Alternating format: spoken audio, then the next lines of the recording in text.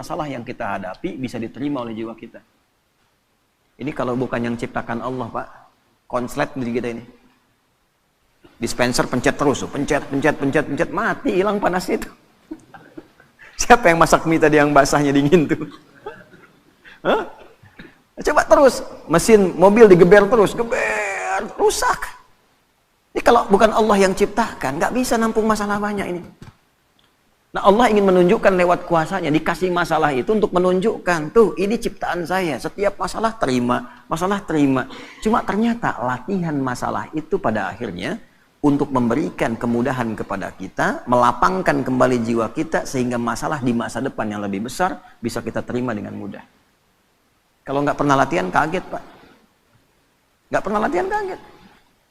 Ya, belum nikah nggak pernah punya masalah, begitu nikah besoknya langsung pisah. Nggak pernah menerima masalah.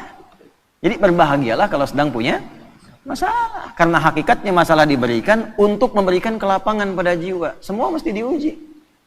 Kan kemarin kita belajar. Ya, hidup itu standarnya ada ujian. Sukses ada ujian. Sekolah naik tingkat ada ujian. Melewati ujian memberikan ketahanan. Begitu sering diuji makin kuat. Ya, sehingga naik kelasnya lebih cepat. Itu poinnya. Ya, kadang-kadang orang nggak pengen diuji, pengen lulus, kan repot tuh. Ya, baik, nyambung ya. Alam nashrah laka sadrak, wa wada'na anka wizrak alladhi anqadha dhahrak. Nah, ini bagian kedua tuh. Muhammad SAW, bukankah aku telah lapangkan keadaan hatimu? Maka jangan engkau sempitkan sehingga engkau sulit mengatasi persoalan yang pernah engkau hadapi. Kalau engkau mau melihat bagaimana kekuatan lapang hatimu itu, cobalah flashback ke belakang. Wa wada'na anka wizra. Bukankah banyak masalah dulu yang pernah aku tuntaskan dan selesaikan? Alladzi anqadha dhahrak, bahkan diantaranya ada yang memberikan beban begitu kuat sehingga terasa dari kepala sampai dengan ujung kaki. Anqadha dhahrak itu ilustrasi, bahasa balaghahnya itu kinayah, ya. Ilustrasinya kalau kita ngangkat beban tuh olahraga. Ya, Pak, siapa ini? Muhadis tuh, muhadis berapa kemampuan ngangkat barbel? 30 kilo, naikin 40 misal. Ya, baik. Yang ngangkat apanya? Tangannya. Tapi yang merah mukanya kan? Yang kembung pipinya. Bukan? Yang manyun bibirnya. Yang getar kakinya. Nah, itu ngangkat beban yang diangkat oleh satu bagian tapi terasa semua bagian tubuh. Diilustrasikan lewat ayat ini, ada beban-beban pekerjaan yang tidak ngangkat barbel secara fisik, nerima masalah, gelap dari ujung kepala sampai ujung kaki. Proyek udah disiapkan, tender udah menang, begitu berangkat tengah jalan batal. Gelap tuh. Ya, ujung kepala sampai ujung kaki itu gelap. Ya, diilustrasikan di surat Ad-Duha, wal-laili idza saja, seperti berada di kegelapan malam. Gelap siang, jalan sempoyongan. Kan? Kasih makan yang enak, nggak ada rasa. Seakan-akan gelap tuh, ujung kepala sampai ujung kaki. Ya. Maka Allah memberikan pesan kepada kita, "Hei, jangan karena sempit hatimu itu yang sudah aku ciptakan lapang, menjadikan engkau gelap dan sempoyongan seakan terkena beban yang begitu berat, hanya dengan satu persoalan. Padahal dulu selama engkau hidup, begitu banyak ribuan persoalan yang sudah aku tuntaskan."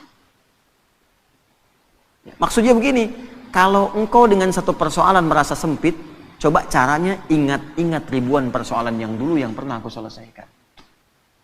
Apa dengan satu masalah ini engkau menjadi gagal untuk memperluas hatimu, sedangkan yang dulu ribuan telah aku selesaikan? Nah, ini diterjemahkan ke dalam bahasa psikologi yang singkat tuh begini. Bahasa singkatnya, yang dulu aja selesai, masa yang ini nggak selesai. Gitu bahasa kitanya tuh. Ya.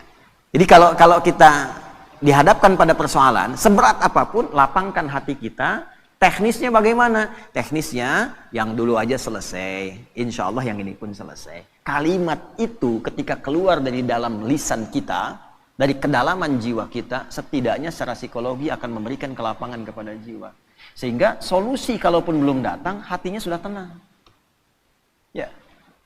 Nah, kalau itu nggak muncul, kepanikan itu lebih dahsyat. Kepanikan yang ditunggangi oleh setan itu musibah yang mencelakakan. Jelas ya? Nah, ini bagian pertama tuh. Nah, lalu belum berhenti sampai di sini. Wa rafa'na laka. Nah, ini yang hebat nih. Kamu dengan satu masalah ini seakan-akan semua hilang kamu dapatkan. Padahal aku telah angkat engkau dari status yang terdahulu nggak punya apa-apa sampai punya apa-apa. Rumah mewah, kendaraan bagus, aset banyak, tabungan masih 10 miliar, proyek gagal 50 miliar, langsung nangis seakan-akan gak kenal Allah. Kenapa saya ya Allah yang harus begitu? Kamu nggak ingat dulu nggak punya apa-apa? Aku angkat. Ya, pakaian kamu bagus, mobil kamu gonta-ganti, sampai sekarang yang ganti belum dipakai ke masjid, gak tahu itu. Rumah yang luas itu belum pernah dipakai sholat sebagian-bagian rumahnya. Ya, baju yang di lemari itu ada yang belum pernah dipakai ibadah. Tabungan juga belum tentu kamu bawa sampai dengan meninggal. Kenapa hitungan yang begitu luas tidak pernah kamu kemudian pikirkan untuk melapangkan hatimu, tapi karena satu persoalan kamu lupa dengan semua anugerah yang telah aku berikan. Jadi kalau Allah nguji satu hal, ini kesimpulan cepat di ilmu hikmahnya. Allah menguji satu hal yang kita lihat sebagai sesuatu yang gagal, itu tandanya kita diminta mengingat dengan syukur pada sesuatu yang telah kita dapatkan sebelumnya. Kalau mampu mendapatkan itu, maka itu modal awal untuk melipatkan anugerah yang sekarang kita anggap gagal. Gampangnya gini nih, ada proyek nih, ya. Nilainya misalnya 1 miliar. Udah proses bagus. Tiba-tiba di tengah-tengah gagal. Padahal tendernya dapat, kemudian juga penawarannya bagus, disetujui. Begitu kita mau dapatkan, gagal. Maka ayat ini mengajarkan, jangan cepat simpulkan yang salah dulu. Lapangkan hatimu, syukuri dulu flashback pada yang telah Allah berikan sebelumnya. Nikmati semua itu sehingga merasakan ketenangan pada jiwamu. Begitu ketenangan ada, syukur mengingat yang dulu itu kita hadirkan, maka Allah lipat gandakan dengan datangnya proyek baru yang nilainya lebih dari apa yang pernah kita dapat itu. Diakumulasikan. Itu yang dimaksud la in syakartum la azidannakum. Makanya kalau kita dihadapkan pada sesuatu yang kita rasakan nggak dapat, syukuri dulu yang ada. Begitu bersyukur, Allah tambahkan dengan apa yang belum kita dapatkan. Tapi kadang kitanya nggak sadar. Maaf kita, bukan kita. Kadang orangnya nggak sadar gitu. Kadang orangnya nggak sadar. Tiba-tiba dapat proyek baru, udah nuduh ke Allah, Allah jawab kemudian doanya dikasih, masih juga marah sama Allah. Ya. Padahal dilipat gandakan. Nah itu adab. Ya. Lanjut. Wa rafa'na laka dzikrak. Ini kita ngajinya al-ibratu bi umumil lafzi ya, la bi khususis sababi. Kalau sebabnya khusus ke Rasulullah. Ya Muhammad SAW, aku angkat namamu, aku naikkan statusmu, ya, aku lindungi engkau dengan perlindunganku, aku berikan limpahan harta kepadamu. Jangan sampai celaan dari orang-orang ini membuat engkau kemudian menjadi pesimis, ya, tidak semangat dalam berdakwah, sementara engkau lupa dengan anugerah yang telah aku berikan kepadamu yang sangat melimpah. Ya, jelas ya? Nah, ini ayat move on dari persoalan. Ya, Faiz lamaran misalnya, tiba-tiba tenda sudah siap, gitu kan? Mahar sudah siap, undangan sudah siap, calon belum siap.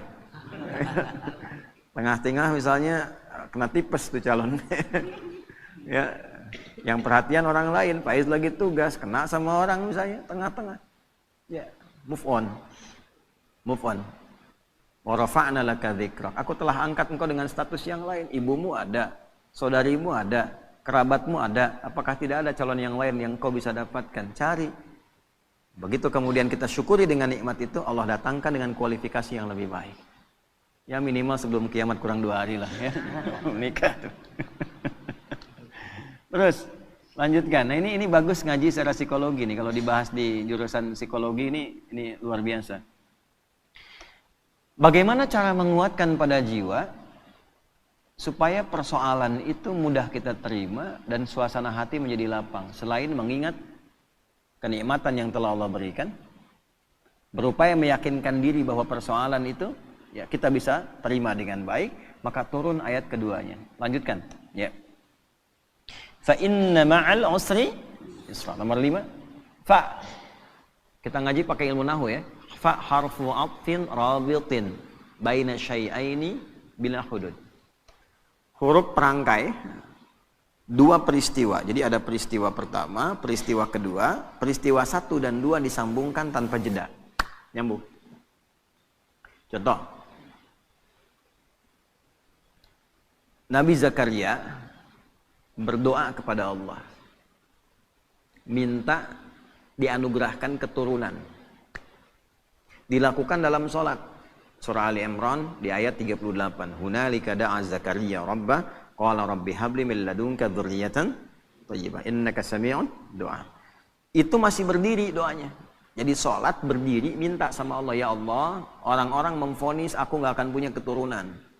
Secara medis istriku divonis maaf menopause dan mandul. Kata orang nggak mungkin.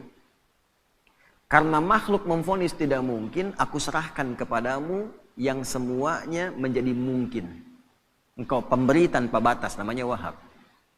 Nah ini adab dalam Quran, kalau ada orang memvonis, ini nggak mungkin, ini nggak bisa, itu tanda dari Allah. Tinggalkan opini manusia, karena Allah memberikan tanda untuk langsung minta kepadanya, dan Allah ingin mengabulkan tanpa campur tangan makhluk. Itu cara bacanya begitu.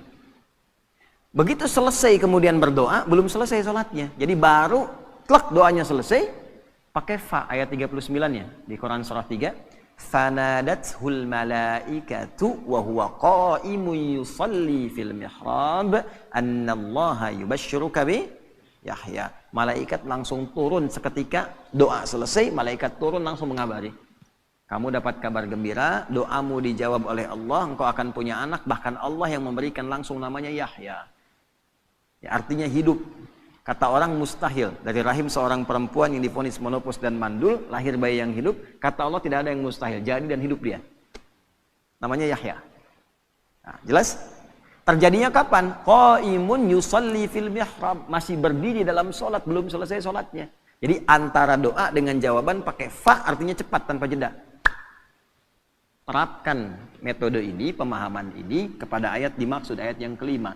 Fa inna ma'al usri. Kalau sedang punya masalah, sedang dialami, ingin melapangkan hati, cepat, jangan pakai jeda. Inna ma'al usri yusra. Seringkali kita baca terjemah, tapi tidak dialihkan ke bahasa psikologi. Sungguh, di dalam kesulitan itu ada bahasa gampangnya begini, pasti selesai. Gitu. Ya, setiap masalah ada solusinya, bahasa gampangnya pasti selesai. Kalau Anda menghadapi masalah, apapun itu, seberat apapun, cepat katakan, jangan pakai jeda. Pasti selesai. Nggak ada yang nggak ada solusinya. Insya Allah selesai. Katakan dulu. Ya. Bahkan nanti banyak ditemukan di Quran itu pakai kul, katakan. Jadi kalau hati kita masih ragu, belum keluar, keluarkan dengan lisan, katakan dengan lisan. Pasti selesai. Pasti bisa. Saya bisa. Itu kita punya ayatnya. Yang praktekkan orang Jepang, orang Korea. Dulu tahun 96-97 itu ada acara di TPI, ya Benteng Takeshi namanya, ya Benteng Takeshi itu yang pakai tank tembak-tembakan itu. Begitu mau menaklukkan bentengnya itu, kan langsung itu pemandunya mengatakan, kamu bisa, kamu bisa, kamu bisa. Dipakai itu tuh. Ya. Lalu Korea melihat anak-anak TK di Korea itu disandingkan dengan kemajuan Jepang. Dibawa ke suasana penjajahannya, dibawa di dunia edukasi, diambil di dunia positif. Jadi begitu masuk, sebelum masuk kelas, harus mengalahkan Jepang. Kita bisa, kita bisa. Akhirnya sampai sekarang terjadi. Ya, Jepang bikin Honda, ya Korea bikin Hyundai. Hyundai bacanya Hyundai. Kemudian sana masuk Piala Dunia, ini pun mesti masuk Piala Dunia. Sekarang kita impor pelatihnya gitu kan. Maju sekarang. Itu cuma satu kalimat, cuma satu ayat di Quran, inna ma'al usri. Pasti bisa. Coba bawa tuh di dunia olahraga, pasti bisa. Ya. Kalau bawa atlet ini bisa, nggak ada yang nggak bisa. Bisa. Nah, katakan itu. Waduh, tapi ini mah lawannya katakan, tidak ada yang tidak mungkin. Bisa. Bisa aja dulu gitu. Perkara nanti melawannya bagaimana itu ikhtiar. Bisa aja dulu. Ya. Lakukan dulu, tugas sempurnakan, misi selesaikan. Ya, yang pertama dilakukan itu tanamkan pada diri kita, ini bisa nih, nggak ada yang nggak bisa. Nah itu seorang muslim begitu. Dan itu digunakan sifat ta'zimun nafsi, bahasa bebasnya gini, kamu masih nggak yakin dengan saya? Katanya iman. engkau beriman sama saya, tapi ragu dengan ketentuan saya. Berarti kurang sempurna imannya. Ya. Nah, kalau masih ragu, dikuatkan yang kedua. Ini bukan pengulangan, di Quran nggak ada pengulangan. Kaidahnya berbunyi begini, takkidun limaknan jadid, taksisun limaknan jadid. Jadi kalau ada seperti diulang, itu sebetulnya penguat kepada makna yang baru, beda dengan yang sebelumnya. Contoh di surat Ar-Rahman itu, fabi ayyi ala'i rabbikuma tukadziban. Berapa kali disebutkan itu? Itu bukan diulang, karena fabi ayyi ala yang kedua beda dengan yang pertama. Fabi ayyi ala yang ketiga beda dengan yang kedua dan yang pertama. Itu dahsyatnya Quran. Nanti kalau sudah masuk surat Ar-Rahman itu, ya kita coba bisa bahas dari 1 sampai yang terakhir itu. Itu antara 1, kedua, ketiga sampai ke terakhir beda semua. Ya. Nah, ini yang kedua, seakan-akan kita menemukannya seperti pengulangan. 1, fa inna ma'al usri yusra. 2, inna ma'al usri yusra. Bagaimana menerjemahkannya? Ya, katakan pada dirimu, masalah ini pasti selesai. Tidak ada masalah yang tidak ada solusinya. Kalau kamu belum yakin juga, nah, tegaskan pada jiwamu, pasti selesai. Gitu. Jelas? Tidak. Kalau belum yakin juga, tegaskan pada jiwamu. Innama, pakai taukid lagi.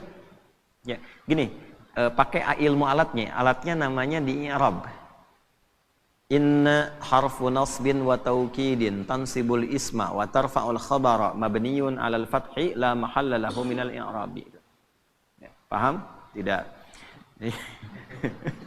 Inna harfu nasbin wa taukidin, huruf nasab. Apa itu nasab? Kalau belajarnya di nahwu sampai di harokat saja. Huruf yang menjadikan kalimat itu berharokat fathah. Kalau jamak pakai kasrah. Kalau kita ngajinya pakai balaghah, nasab itu ungkapan menanamkan sesuatu dengan kuat tanpa goyah. Nasabar rajulu asahu fil ardi, seseorang menancapkan tongkat di bumi, di tanah, tidak goyah, kuat. Kalau ada kalimat pakai inna di depannya, artinya tancapkan informasi itu dalam hati, jangan pernah ragu. Fa inna ma'al usri yusra, cepat tancapkan dalam hatimu, pasti selesai. Pasti selesai, tapi ya Allah kapan selesainya? Tancapkan di hatimu. Yang kedua muncul, pakai taukid. Kan sudah aku tegaskan, tancapkan di hatimu, jangan berikan celah ragu. Nah, itu maksudnya yang kedua itu. Kadang kan masih ada begitu. Ya, udah berangkat, siap laksanakan. Tapi bagaimana Pak keadaannya? Masih nanya aja berangkat. Nah, kalau kita pakai rumus di depan, pakai na, dibalik lagi. Kamu masih nggak percaya dengan keagunganku? Iman kita disoal di situ. Jadi kalau pakai bahasa tingkat tinggi jadi begini, kamu masih beriman nggak sama aku? Gitu kan? Kan bahasa kita kadang-kadang begitu, kamu percaya nggak sama saya? Nah, itu digunakan oleh Al-Quran, logika itu untuk ditarik, untuk meyakinkan jiwa kita. Ya, nah, jelas sampai sini? Nah, jadi setiap ada masalah, apapun itu, yang pertama optimis. Ini bisa dilakukan. Ini selesai. Ini ada solusinya. Jelas? Kalau sampai sini, hanya jadi optimisme pribadi. Solusi belum tentu datang. Cuman sampai ke ketenangan. Karena itulah Allah sempurnakan ayatnya. Fa'idha faraghta. Nah, pakai fa lagi, kita pakai ilmu yang tadi. Walaupun hati sudah tenang, tidak menghilangkan ikhtiar kita untuk menyelesaikan persoalan. Kalau sudah tenang, cepat selesaikan dengan ikhtiar. Jangan ditunggu. Alhamdulillah ya Allah, saya sudah tenang. Terima kasih ya Allah. Kini giliran mau menyelesaikannya. Oh tidak. Allah menuntun kita. Kita yang ikhtiar. Pakai ilmunya. Pakai tenaganya. Ya. Baik. Lamaran nih. Mus'ab. Oh, udah kemarin ya. Syafiq belum ngomong. Oh. Lamaran. Baru nawarkan ditolak. Sama anaknya kan. Baru ngasih tahu tuh. Tanamkan, pakai ilmunya, ada solusinya. Akan selalu ada jalan keluar. Tenang dulu, ya. Begitu sudah tenang, fa idza faraghta fansab. Atur strategi kata Allah. Faraghta itu ya selesaikan sampai tuntas, sampai plong. Enggak masuk lewat jalan yang ini, bapaknya kan belum tentu juga nolak. Ya. Ilahi lastulil firdausi ahla wala aqwa 'alan naril jahimi. Fahab li taubatan waghfir dzunubi fa innaka ghafirudz dzambil azimi. Duhai ayah. Gitu kan? memang aku tidak seideal seperti yang mungkin diharapkan di keluarga ini, bagaikan surga Firdaus yang didambakan. Tapi perasaanku pada putri Bapak sangat begitu dalam, sehingga kalaupun terpisah tidak memberikan perhatian seperti berada dalam neraka jahanam.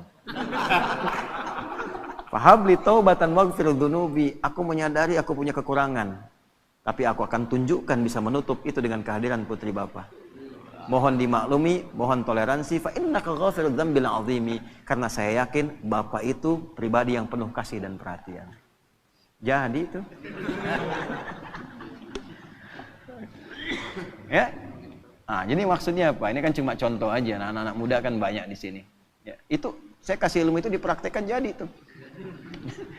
Ada yang ditolak anaknya 3 kali, bapaknya datengin tuh.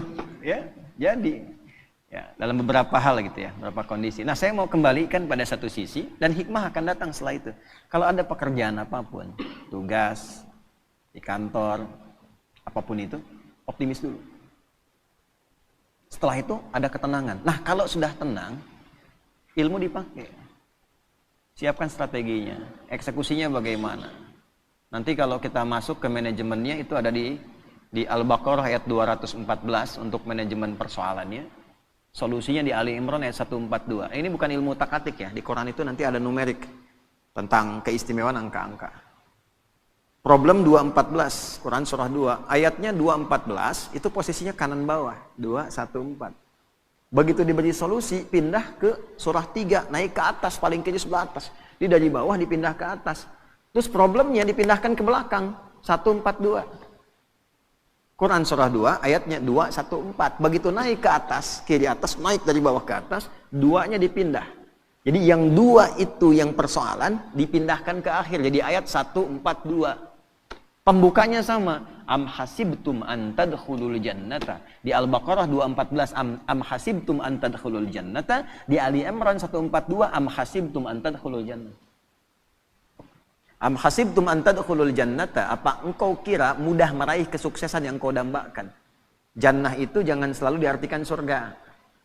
Jannah itu artinya harapan tertinggi yang belum tampak. Kenapa surga disebut jannah? Karena kita berharap dengan tinggi belum tampak sekarang.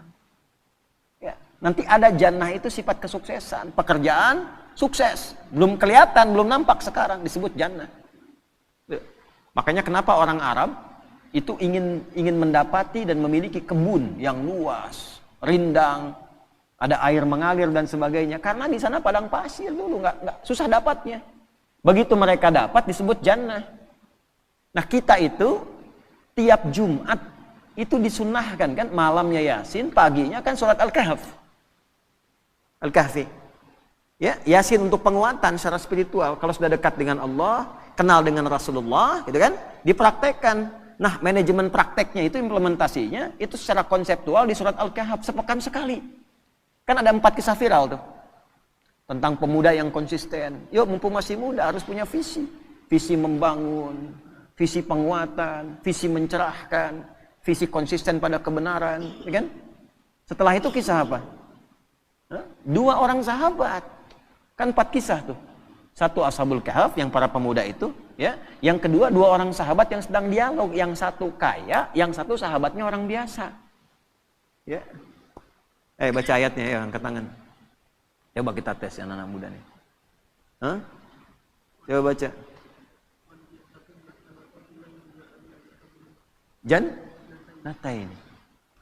Wadrib lahum mathalar rajulaini. Muhammad kasih contoh tentang kisah 2 orang viral. Ya, yang salah satunya sukses dan kaya. Kekayaannya digambarkan dengan kata jannah. Jadi kita kerja pengen punya aset, pengen punya omset yang tinggi, belum dapat. Nah, itu jannahnya dunia. Belum tampak. Di akhirat disebut surga, itu jannahnya kita belum tampak sekarang.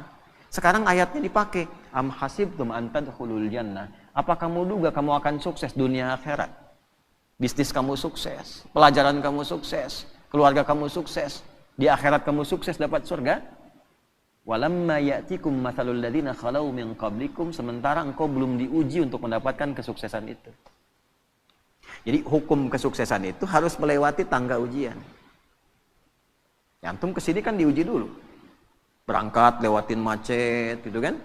Setelah itu jalannya berkelok dan sebagainya. Tiba-tiba begitu sampai kan lihat gedung cerah lagi. Harapan tinggi nih. Ya kan? Istirahat nyaman diuji dengan sahur. Apa tuh? Uji dulu tuh. Dapat nggak? Hidup tuh begitu. Anak mau ke SMP kan diuji dulu di SD. Ya kan? Dan ujian itu harus masuk sistem. Nggak masuk sistem nggak bisa diuji. Allah bikin sistem. Nggak pernah ngikut sistemnya Allah pengen diuji.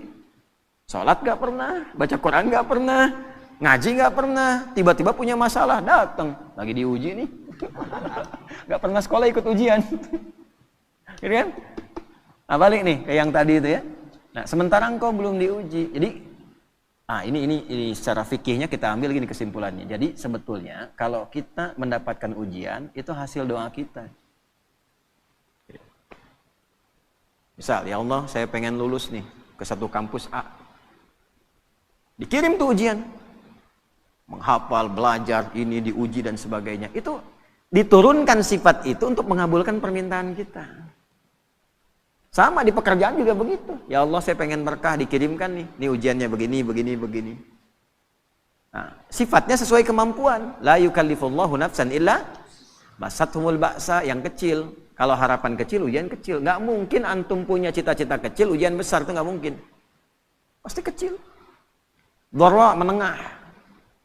Anda punya kalkulasi proyeknya untuk 50 miliar, tahap menengah. Ya ujiannya pun akan menengah.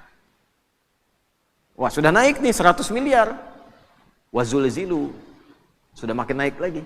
Jadi Allah menyeimbangkan dengan kadar harapan dan cita-cita kita. Artinya kalau diuji dengan sesuatu yang berat sampai menggoncang kepada hati, tandanya Allah ingin melimpahkan anugerah yang berlipat dari sebelum-sebelumnya. Ya. Diuji masalah rumah tangga sampai menggoncang dan sebagainya. Artinya kalau kita lulus tuh, insya Allah di dalamnya ada kenikmatan yang lebih besar yang tidak ada sebelumnya. Gitu. Demikian di pekerjaan, demikian di ilmu dan sebagainya. Cara menyelesaikannya bagaimana? Fa'idha faraghta, tenangkan dulu hati, lalu bikin strategi. Strateginya pindah ke Ali Imran. Ayat 142. Sebelum pindah di ujung Al-Baqarah ayat 214, itu kalimatnya begini. Hatta yaqula rasulu walladzina amanu ma'ahu mata Rasulullah. Sampai nanti dipaksa ada orang mengatakan begini, ya Allah kapan ini selesai? Ya Allah kenapa harus saya? Kapan selesai? Nah itu kalimat manusiawi yang kadang keluar. Kalau sampai titik itu ada, solusinya langsung turun. Ala. Cuma sayangnya di terjemahan diartikan begini, ketahuilah. Gitu. Padahal ala itu harful ikhbar wa taukid. Huruf yang mengabarkan untuk meyakinkan. Bahasanya begini, ala yakinkanlah pada dirimu. Allahu Akbar. Nah gini ya. Kita sedang diuji dengan masalah. Berat masalahnya. Kita ngadu, ya Allah, sampai kapan ini berakhir? Turun jawaban, ketahuilah. Dengan yang kedua, turun jawaban, yakinkanlah pada dirimu. Kira-kira lebih berdampak mana? Satu atau dua? Ala inna nasrallahi qarib. Yakinkanlah pada dirimu. Aku tegaskan. Tanamkan pada hatimu yang paling dalam. Jangan pernah ragu. Pertolonganku akan segera datang untukmu. Nah, bagaimana menjemputnya? Ya, kalau dijemput kan lebih cepat. Ya, penghulu datang, ditelepon lagi, di mana Pak? Gitu kan? Dalam perjalanan. Dalam perjalanan itu baru jalan dari rumahnya ke depan pagar. Dalam perjalanan. Sekarang kan banyak begitu kan? Di mana? Sudah on the way. On the way itu betul gitu, jalan, baru jalan, belum sampai ke pangkalan. Gitu ya. Nah, makanya dipastikan dijemput supaya nggak telat. Cara menjemputnya bagaimana? Am hasibtum, dibuka dengan kalimat yang sama. Am hasibtum an tadkhulul jannata walamma ya'lamillahu alladhina jahadu minkum wa ya'lamas sabirin. Itu yang 142. Pindahkan problemnya 2 ke ujung jadi 142. Cara mindahkannya bagaimana? 1, jahadu, turunan kata al-juhdu. Juhdu itu kesungguhan, keseriusan. Jadi kalau pengen sukses, sungguh-sungguh. Ini yang belajar-belajar nih, kalau pengen jadi ulama, serius. Makan serius. Ada nasi, mie diburu. Serius nungguin. Ngapalin Quran gak serius. Baru 2 ayat ngantuk tidur. Serius. Kan? Ngaji kitab gak serius, makanya kitab setengah-setengah. Keluar fatwa kencang, begitu baca halaman berikutnya berubah. Serius, belajar serius. Pengen sukses, karir serius, sungguh-sungguh. Ya, pengen sukses pekerjaan, serius, sungguh-sungguh. Ya, double, optimalkan. Serius. Bagaimana membangun keseriusan itu? Nah, itulah indahnya Quran, tuntas. Ini bukan cuma serius, tapi bagaimana langkahnya? Ada 3 turunannya. Juhdun itu 3. 1, dari kata juhdun muncul kata ijtihad. Ijtahada yajtahidu. Kesungguhan melahirkan konsep. Mesti terkonsep. Secara konseptual apa? Strateginya apa? Mitigasinya bagaimana? Itulah sebabnya sholat pertama kita disebut subuh. Dari kata asbah. Yang sudah siap dengan rencana yang terukur. Jadi nggak ada orang Islam bangun dari tidur kecuali sudah tahu planningnya apa. Jam 7 apa yang dikerjakan, jam 8 ada. Ini iktikaf jam 10 ngapain, jam 12 ngapain, tengah malam ngapain. Terukur. Orang yang punya konsep dan terukur dengan program, maka teratur aktivitasnya. Jelas capaiannya. Ya. Jadi semua terukur, bisa disentuh, bisa dilihat, bisa dijangkau. Terasa. Nah itu ijtihad namanya. Yang kedua, kalau konsep sudah rapi, eksekusi dengan sungguh-sungguh. Itulah jihad. Jihad itu perjuangan fisik, implementasi dari sebuah konsep. Kesungguhan mewujudkan apa yang telah disiapkan, itu jihad namanya. Makanya jihad itu jangan dibatasi pada aspek pertahanan militer saja. Ya, orang tua, ini ayah cari nafkah, jihad. Ibu, istri, merawat anak itu jihad. Dari mulai dikandung, jihad itu. Ini yang sedang belajar itu jihad. Ya, jihad itu sungguh-sungguh. Jadi jangan alergi dengan kata jihad karena jihad itu positif asalnya. Berjuang dengan sungguh-sungguh, membela bangsa, bela negara, itu jihad. Makanya keluar resolusi jihad. Ini kalau belajar ya, nih saya gambarkan di surah 9 ayat 122 At-Taubah. Ini sekaligus kan kita tersambung live nih, yang dapat LPDP dari negara atau beasiswa keluar. Ya, atau ini yang DAU dan ABD Umat yang sekolah-sekolah ke Timur Tengah, ke Al-Azhar lewat Kementerian Agama, LPDP lewat Kementerian Pendidikan dan Kebudayaan dan sebagainya. Itu kalau dia muslim yang dapat dan dia beriman, berlaku ayat ini. Wa ma kanal mu'minuna liyanfiru kaffah. Kan? Falaula nafara min kulli firqatin minhum ta'ifah liyatafaqahu fid din.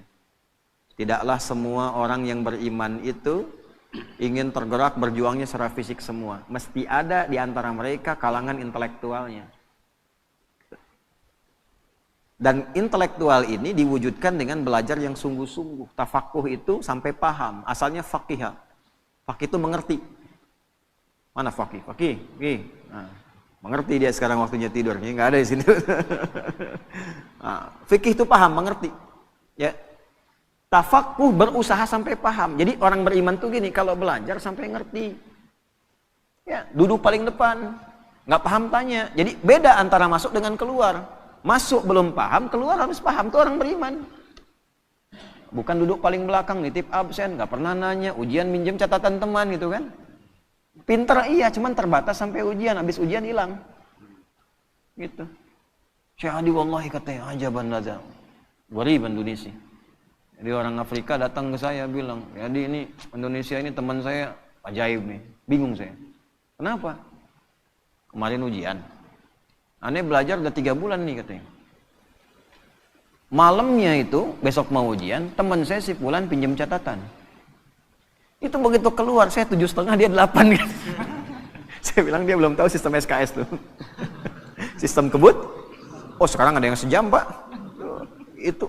Nanti satu saat kita belajar bagaimana anugerah Allah kepada kita yang kita syukuri sebagai bagian dari warga negara, bangsa dan masyarakat Indonesia. Orang Indonesia itu luar biasa. Oleh Allah dikasih nikmat yang banyak. Apa aja dari tubuhnya itu selalu istimewa. Saya gambarkan satu lidah aja nih. Kita itu lidah yang paling fleksibel termasuk di dunia. Dipakai bahasa apapun cepat. Silakan Anda lihat ya. Dengan segala hormat, ini untuk menunjukkan saja anugerah ya, tahadus binikmah. Orang India belajar bahasa Inggris, akan kelihatan cengklok Indianya.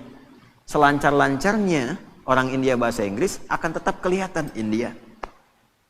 Cina pakai bahasa Arab, akan tetap kelihatan Cinanya. Orang kita. Assalamualaikum. Kaifa halak? Masya Allah, Sukabumi. Oh bedunnya. Ya, saya tugas 2010. Oh, badan besar begini gitu kan, datang nyalamin para jemaah kita di bahasa Arab pasti, ternyata Sukabumi. Okay. Yang paling menarik udah disapa, assalamualaikum Syekh, kaifa haluk? Da abdi mati Tasik. Lisannya luar biasa. Pakai bahasa Inggris kayak orang Inggris. Kalau sudah nggak kelihatan udah persis nggak tahu ini. Ya, antara Asep dengan John itu tipis bedanya tuh. Ya. Agus dengan Kevin tuh bedanya tipis tuh. Nggak kelihatan orangnya, tapi dipakai bahasa apa aja jadi. Bahasa Cina kayak orang Cina. Dialeknya juga bisa dibedakan. Ini Mandarin, ini Hongkong, ini Guangzhou, macam-macam tuh bisa. Ini bangga itu kita tuh. Nah, cuman maksud saya begini, balik ke ayat. Kalau kamu sudah belajar, sudah pintar, orang Islam itu belajarnya sampai paham. Itu paling depan, tanya, ngerti. Ya, jangan sampai keluar dari kelas nggak ngerti. Itu bukan tipikal orang beriman, bukan tipikal orang beriman. Oh, hadisnya jelas kok. Bainama nahnu julusun 'inda Rasulillah sallallahu alaihi wasallam idh tala'a 'alaina rajulun shadidu bayadith thiyabi shadidu sawadi sya'ri la yura 'alayhi atharu safari fala ya'rifu minna ahadun fajalasa ila an-nabi sallallahu alaihi wasallam wa asada rukbatayhi rukbatayhi wa kaffahi ala fakhidhihi faqala ya Muhammadun akhbirni 'anil Islam. Itu kan di hadis Muslim, nomor hadis yang ke-8 itu. Ya, malaikat tuh ngajarin sampai nyontoin nyamar gimana cara belajar yang betul. Datang tiba-tiba dengan pakaian yang bersih. Mau belajar pakaian bersih. Kalau lusuh tuh udah pasti berpengaruh pada cara menangkap pelajaran. Udah nggak mandi, pakaian seadanya. Tuh, pasti nangkap ilmunya pun seadanya. Sampai di hadisnya detil sekali. Rambutnya tersisir rapi. Tidak kelihatan bekas mampir. Sehingga energinya fokus belajar. Wah, ini mau datang ke kampus, mampir dulu mie ayam, depannya soto, depannya lagi bubur gitu kan. Energi tinggal sedikit lagi. Begitu nyampe ke kelas, habis tuh. Ya, duduklah paling belakang, nyandar. Bahkan ada yang dicukur sebagian. Ya. Setelah itu apa? Duduk paling depan. Duduk paling depan, sampai dekat dengan guru. Sehingga apa? Kalau mic kayak tadi dengung dan sebagainya, nggak jelas, di depan jelas. Yang kedua, nggak bisa buka status, pasang status susah depan ustadz. Mau ngantuk tahan-tahan, belakang bisa senderan.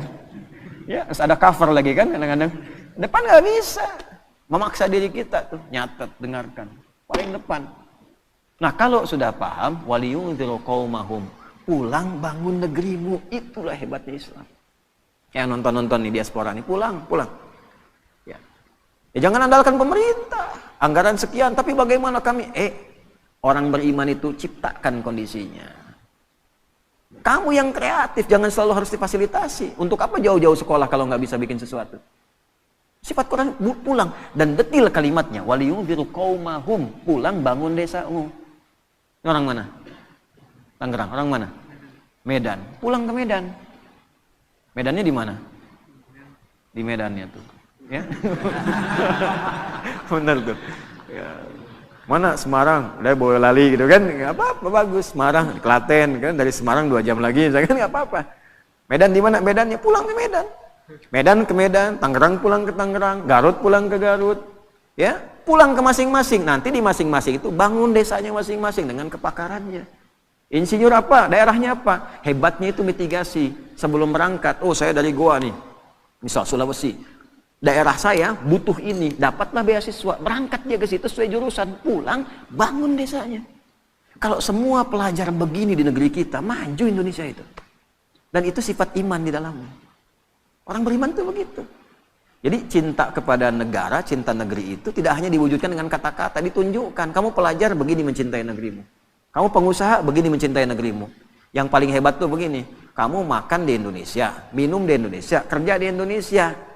Tapi belum bisa memberikan sesuatu bahkan untuk orang yang mensuplai kekayaan kamu itu. Maka keluar zakat. Gitu. Keluar infak. Nah, skema infak itu bukan ke pusat dulu, di daerah kita bekerja dulu, beraktivitas. Bantu itu supaya sama-sama sukses. Jadi semua itu ada babnya, yang ilmu didharma baktikan, yang kaya didharma baktikan, ya kan? Jangan sampai makan di sini, minum di sini, harta dibawa keluar, ya kan? Yang dibangun yang di luar, di dalam nggak dapat apa-apa, itu bukan tipikal orang beriman. Ini kita ngaji Quran ya, sebagai spirit orang Islam, apalagi Ramadan. Nah, jadi itu sifatnya. Ya, jahadu, jihad. Termasuk di bidang militer, negara kita butuh, hadir kita. Niatnya apa? Membuktikan keimanan kita. Makanya nggak bisa dipisahkan tuh. antara sifat-sifat spiritual ya dengan sifat-sifat pengabdian sosial. Dan bersyukurnya di negara kita difasilitasi dasar negaranya. Pasal 29 ayat 1, negara berdasar atas ketuhanan yang Maha Esa, diwujudkan di Pancasila, ketuhanan yang Maha Esa. Implementasinya apa? Ada kemanusiaan, ada persatuan, ada kerakyatan, ada keadilan. Tapi tidak mungkin terwujud kalau tidak ada ketuhanan. Nah, orang Islam memahami itu bagaimana? Di semua bidangnya.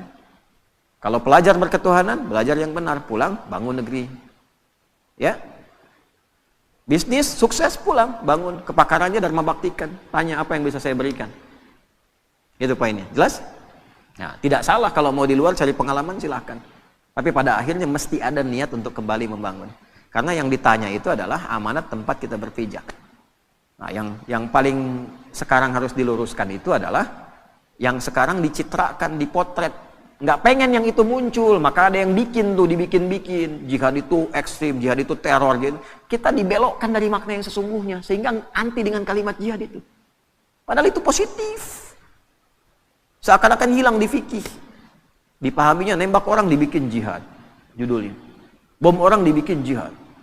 Itu yang salah. Nabi sudah mewanti-wanti dari dulu. Hati-hati itu di hadis Muslim. Akan ada orang yang kelihatan seperti sholat, seperti puasa, seperti zakat.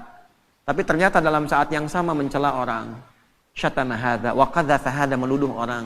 Itu level yang kecil-kecil ya. Wa daraba hadza, senangnya kelahi. Ya, kelihatannya sholat, tapi keras. Kerasnya itu tidak pada tempatnya. Kelahi, caci maki, ya. Puncaknya apa? Wasafa kadama hadza, menumpahkan darah dan membawa nilai agama di dalamnya. Tembak orang, Allahu Akbar, bom orang, Allahu Akbar. Itu Nabi sudah bilang 15 abad yang lalu. Ya, hati-hati kata Nabi itu, hati-hati. Orang yang seperti itu nanti perbuatan buruknya akan menghilangkan amal baiknya. Sholat nih, setelah sholat mencaci, nggak tanggung yang dicaci imamnya misalnya. Ya, misal saja, misal. Itu pahala sholatnya langsung ditransfer ke imamnya, selesai. Kalau habis gak punya lagi modal baik, maka keburukan si imam yang jelek misalnya itu ditimpakan kepada orang bicara tadi. Fatuli hafid nar, dilemparkan ke neraka tuh. Ya, makanya waktu kejadian bom Jalan Tamrin itu, wah meledak tuh. Tuh, saya dapat pertanyaan, Ustadz, apakah bom di Jalan Tamrin termasuk jihad fisabilillah? Bilang, Mas, sependek pengetahuan saya, jihad fisabilillah itu jihad di jalan Allah, bukan di Jalan Tamrin. Nah itu ya, penting belajar itu tuh. Iyakum wa iyahum, kata Nabi akan muncul nanti kita itu pada bingung. Ada orang gelarnya sama semua, ustadz semua tuh. Ustadz, bisa kiai, bisa macam-macam.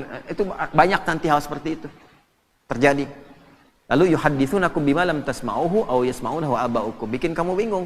Ini agama bukan, benar bukan, lain bukan. Iyakum wa iyahum, kembali ke standar. Standarnya Qur'annya ini, hadisnya ini, ulama kita ngajarin ini. Kalau sudah masyhur itu dan menyalahi, iyakum, tinggalkan saja. Kalau tidak ada pengikutnya nanti hilang sendiri. Itu. Nah, cuman problemnya kadang pasar bebas. Di kita itu gini, sudah tahu salah tapi ada aja pengikutnya. Kan kita tahu setelah Nabi Muhammad tidak ada nabi baru. Kita tahu itu palsu tapi ada aja pengikutnya tuh. Ya? Nah, itu problem. Fa idza faraghta fansab. Jadi kalau ada masalah selesaikan, jangan didiamkan. Selesaikan. Tuntaskan. Kalau didiamkan terakumulasi. Tenangkan hati, selesaikan, jangan ditunda-tunda. Cepat, pakai fa idza faraghta fansab. Dan terakhir, wa ila rabbika tawakkal. Sudah, yang aku tugaskan sebagai penutup, kata Allah, yang aku tugaskan kamu ikhtiar, bukan menentukan hasil. Jadi kalau kerja, jangan orientasi pada hasil, nanti kecewa ujungnya. Gitu. Hasil itu prerogatif siapa? Allah. Yang tahu maslahat bukan siapa? Yang tahu baik tidak siapa? Kan kita cuma pengen aja, tapi belum tentu itu baik untuk kita. Karena itu tawakal penting, serahkan pada Allah. Nah, mampir kita setelah kerja, datang ke masjid, atau sholat 2 rakaat, bilang, lakukan, ya Allah, saya sudah berikhtiar seperti apa yang telah Engkau perintahkan. Dan saya bertawakal seperti apa yang telah Engkau janjikan. Jika dengan semua ikhtiar yang telah saya lakukan belum mampu menghadirkan apa yang Engkau janjikan, maka mohon berikan petunjuk kepada saya dengan cara apa lagi saya mesti menjemput apa yang Engkau janjikan. Kan rezeki itu dijanjikan. Wa fis sama'i rizqukum wa ma. Rizkimu sudah aku tuliskan, kamu bergerak, aku berikan, aku janji itu. Kita nagih. Cuma nagih dengan cara yang benar. Nggak pernah ikhtiar nagih. Ya kan? Nah, jadi itu tuh. Jadi kalau Anda kerja, orientasinya hasil, nanti kecewa. Udah saya siapin, udah rapi, udah gini, ya nggak jadi. Sebenarnya Allah mau apa ya? Dia mau apa? Itu. Nah ini poinnya. Seringkali kita lulus dari rukun iman itu cuma 5, yang ke-6 jarang. Padahal dibuka dengan iman, yakin nggak boleh ragu. Ini tiangnya 6 nih, nanti ada barcode di setiap tiang, bisa di-scan. Ya, ini 6 nih menggambarkan rukun iman. Jadi kalau ke masjid harus hatam keimanan itu. Di luar menara 5 tingkat rukun Islam. Nanti boleh ada tangganya. Di setiap tingkatan itu ada spot untuk istirahat. Nanti barcode-nya di-scan. Di situ ada penjelasan. Iman pada Allah, malaikat, kitab, rasul, kiamat, yang ternam, qada dan qadar. Hatam di Allah, hatam di malaikat, sampai hari kiamat kita yakin ada. Tapi begitu qada dan qadar, bicara takdir, seringkali gagal di situ. Ya, seringkali gagal di situ. Kenapa harus saya ya Allah? Kenapa harus begini ya Allah? Katanya iman. Jelas ya? Nah, itulah al-insyirah. Orang yang sudah bisa mengimplementasikan ini dalam kehidupan, maka hidupnya cenderung lebih lapang. Cenderung lebih tenang. Dan sebagai penutup, kadang-kadang ketenangan itu lebih mahal dibandingkan harta yang kita buru dan kita ingin dapatkan. Mas, ya. Pilih mana tuh? Kaya tapi gelisah atau miskin tapi tenang? Udah 2 aja, nggak usah cari yang lain. Saya tahu pengen kaya dan tenang. 2 tuh kalau disuruh milih tuh. Ya kan tadi saya udah bilang cuma 2 pilihannya. Tapi kan manusia selalu mencari alternatif kan? Kan rumusnya gitu. Kalau terjebak dilema di antara 2 cinta, cari yang ketiga gitu kan? Ya. Artinya apa? Tenang itu penting. Karena itu sakinah didahulukan sebelum mawaddah. Ya. Wa ja'ala bainakum mawaddah. Tapi sakinah dulu, litaskunu ilaiha. Makanya singkatannya samara, bukan masara. Ya kan, samara, sakinah dulu, baru mawadah. Dan mawadah itu kan cinta kasih yang dibangun dengan kebutuhan-kebutuhan materi. Ya, di balik materi ada cinta. Istri cemberut, datang dengan materi, kasih gelang 2 kilo, sembuh lagi tuh. Itu materi itu. Ya, pulang bawa bunga, Pak Ahmad bawa bunga pulang tuh. Wah, berbunga-bunga hati. Ya kan?